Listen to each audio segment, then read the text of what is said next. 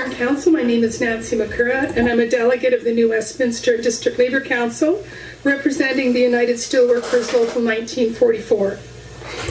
This year, the New West District Labour Council presents to City Council and school boards within our region to seek their support and recognition of April 28th as the day of mourning for workers injured and killed on the job. This presentation is designed to be informative, as we believe workplace health and safety is everyone's responsibility. The purpose of the Day of Mourning is twofold: to remember workers killed and injured on the job, and to rededicate ourselves to preventing future injuries through education, positive change, and it happens through us all working together. Education is key to prevention, and unions are leading the way. The BC Federation of Labour's Health and Safety Centre has evolved into a centre of excellence for occupational health and safety training and education. The centre's program is open to everyone, regardless of their current work status, including students and employers. The centre has helped thousands of workers, organizations, and companies know their rights and their responsibilities for workplace safety. This year, the BC Heritage Labour Centre has partnered with groups including the BC Teachers Federation, QPBC, and WorkSafe BC to actively engage more schools to participate in the Day of Mourning for BC Schools projects. Many students and young people don't know the dangers they may face at work and their rights as workers.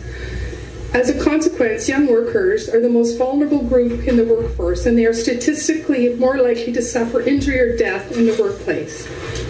Workers in BC can enter the workplace as young as 12 years of age. In BC, an average of 27 young workers have lost time injuries every day. Every week, 7 young workers are permanently disabled in BC. This year, we are highlighting the issue of workplace violence and harassment. The Canadian Labour Congress has launched a campaign called Violence and Harassment, Not Part of the Job, to bring awareness to the fact that many workers are at risk of violence in the workplace, and all workers, regardless of their workplace sector and injury, can suffer bullying and harassment at work from employers, customers, or co-workers. Education and prevention are critical to identifying and reducing the risks of violence in the workplace. Violence prevention programs must be developed and implemented as part of the overall workplace health and safety program in workplaces where risks of violence are identified.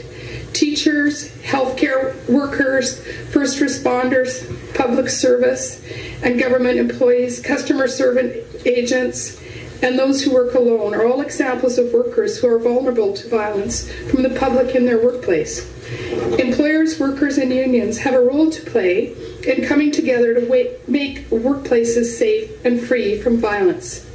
Bullying and harassment are being recognized as significant factors for injuries to workers. More and more people are speaking out about the importance of mental health at home, at school, and at work. Bullying and harassment in the workplace take on many forms, including verbal aggression, personal attacks, and other actions designed to intimidate or humiliate. If workplace bullying and harassment is not addressed, it can lead to lost production, anxiety, depression, and these effects can be felt by our families and our communities.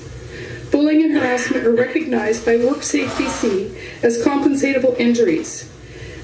We all must ensure procedures are in place to respond to complaints, to address incidents, and ensure future bullying and harassment is prevented and minimized.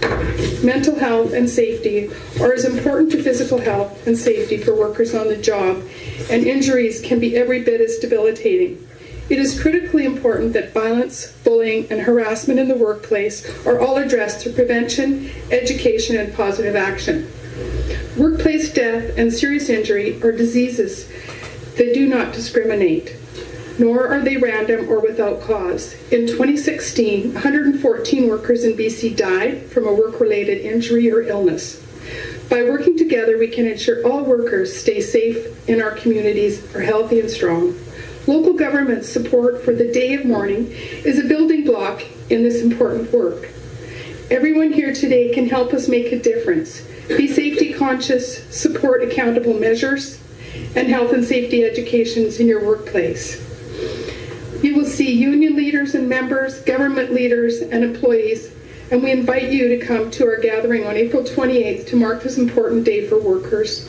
And it will be at the Pier Park in New Westminster at 11 a.m. to commemorate the day of mourning for workers killed and injured on the job. Excellent. Thanks, Nancy.